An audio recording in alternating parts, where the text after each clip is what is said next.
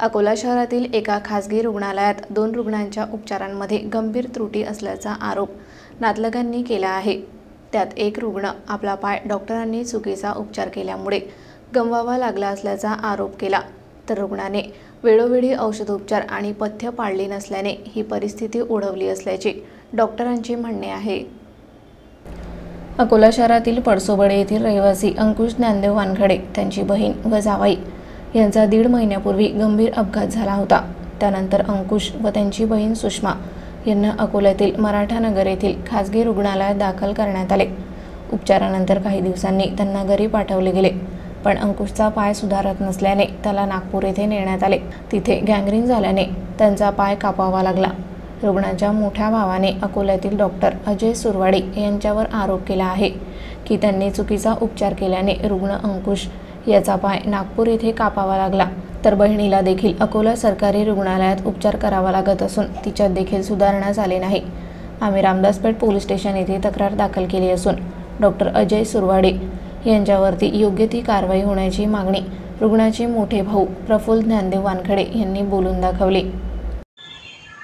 सुषमाचा भाऊ आणि अंकुश ज्ञानदेव वानखडे याचा भाऊ। अंकुश वानखडे हा लहान भाऊ आहे माझा आणि सुषमा बहीण मोठी बहीण आहे। याचा ॲक्सिडेंट झालेला आहे आणि आशा हॉस्पिटलमध्ये ॲडमिट केलेलं होतं। त्या डॉक्टरनं उपचार चुकीचे केल्यामुळे त्याच्यावर आम्ही पोलीस कंप्लेंट केली। त्यानं पोलीस लोकांना कुठलीही कारवाई न करता त्यानं काहीच केलं नाही आणि डॉक्टरनं चुकीचे ऑपरेशन केले। दोघांचे एकाचा पाय कट करणं लागला, अंकुश वानखडे याचा पाय कट करायला लागला, लहान भाऊ आहे माझा। आणि त्याला नागपूरमध्ये घेऊन गेलो तर डॉक्टरनं सांगितले का त्याचे ऑपरेशन अंकुश वानखडेचं ऑपरेशन हे चुकीचं झालं, त्याच्यामुळे याचा पाय कट करायला लागला। आणि मी डॉक्टर अजय सुरवाडकर आणि आशा हॉस्पिटल त्याचं मराठा नगरमध्ये आहे। त्यानं चुकीचं ऑपरेशन केल्यामुळे याचे दोघांचे सगळ्याचे नुकसान झालेलं आहे। याच्यावर कठोर कारवाई करा पोलीसवाल्यांना। तर याचे कंप्लेंट करून आम्ही काहीच कारवाई झाली नाही, याचं लायसन रद्द करावं डॉक्टरचं, याची अशी मागणी करतो आम्ही। अजून पोलीसवाल्यांना कुठलीही कंप्लेंट आम्ही कंप्लेंट करून कुठलीही कारवाई केली नाही। याच्यामुळे आम्ही आज TV चॅनलसंग संपर्क केलेला आहे। धन्यवाद। रुग्णालयाच्या डॉक्टरांनी मात्र त्याला वेगळे स्पष्टीकरण दिले आहे।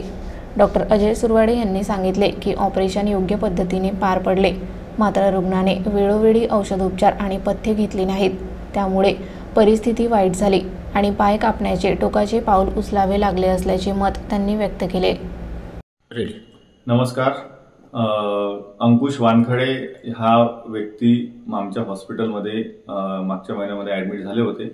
त्यांना त्यांच्या पायाला इजा झाल्यामुळे त्यांच्या डाव्या पायाच्या हाडाचं फ्रॅक्चर जे झालं होतं त्याचं ऑपरेशन करावं लागलं आणि ऑपरेशन अतिशय सुरळीत झालं होतं।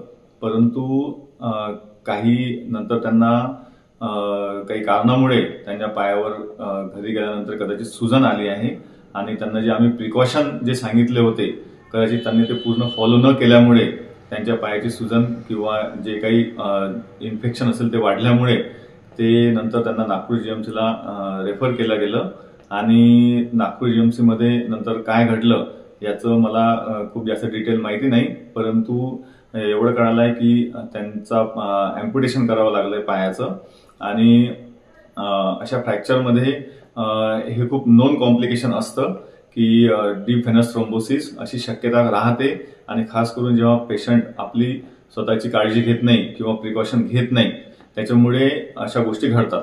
त्यांची बहीण सुषमा राऊत यांचा हाडाचे 2 ते 3 तुकडे झाले होते।